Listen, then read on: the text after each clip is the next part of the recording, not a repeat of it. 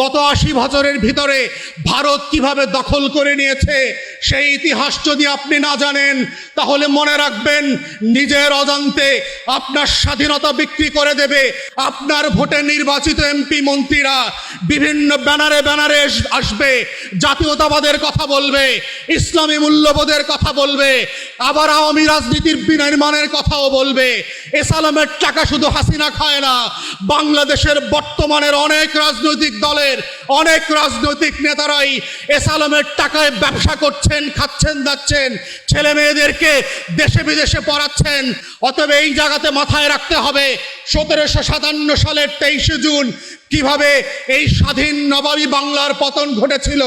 কারা কারা আজকে আমার আপনার মধ্যে বাস করে মির্জাফরের রোল প্লে করছে, কারা কারা আপনার আমার মতো কাপড় পরে উমিচাঁদ আর জগৎ শেঠের রোল প্লে করছে, কারা কারা জাতীয়তাবাদী আর ইসলামী দলগুলোর ভিতরে বাস করে ঘসিটি বেগমের রোল প্লে করছে, কৃষ্ণপদ রায় চৌধুরীর মতো করে বাংলাদেশকে বিক্রি করে দিচ্ছে। এই মানুষগুলোকে চেনাও হচ্ছে গণ অভ্যুত্থানের পক্ষের শক্তি এবং ব্যক্তিদের জন্য জরুরি।